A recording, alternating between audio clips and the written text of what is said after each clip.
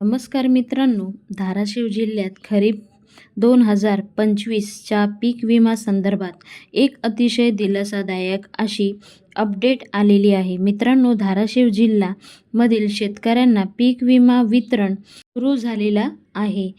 पीक विमा कंपनीच्या माध्यमातून खरीप हंगाम 2025 साठी साधारणपणे 336 कोटी रुपयांचं पीक विमा वाटप करण्यासाठी मंजुरी दिलेली आहे. यापैकी बऱ्याच शेतकऱ्यांना कॅल्क्युलेशन हे कालपासूनच व्हायला सुरुवात झालेली आहे.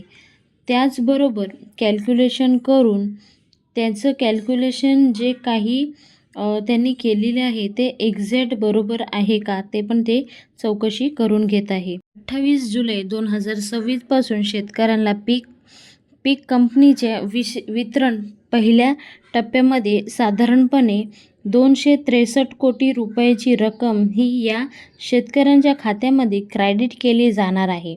मित्रांनो, अतिशय विलंब करण्यात आलेले आहे, परंतु मोठ्या प्रमाणात विरोधक लढ्यात आलेली आहे आणि अखेर पीक विमा कंपनीच्या माध्यमातून हा पीक विमा मंजूर करून तात्काळ या पीक विम्याचं वितरण व्हायला सुरुवात झालेली आहे.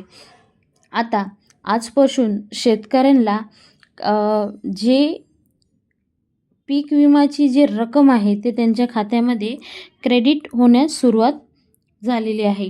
तर नक्कीच तुम्ही कमेंट बॉक्समध्ये कमेंट करून सांगा. आजचा व्हिडिओ तुम्हाला कसा वाटला आहे ते कमेंट बॉक्समध्ये कमेंट करून कळवा. काही प्रश्न असेल तर विचारू शकता. मराठी या चॅनलला सबस्क्राईब करून ठेवा. अशीच नवीन अपडेट तुमच्यापर्यंत पोहोचवायचा प्रयत्न करतोय. पुन्हा भेटूया नवीन व्हिडिओ सांगते. तोपर्यंत बाय बाय. थँक्यू. जय हिंद.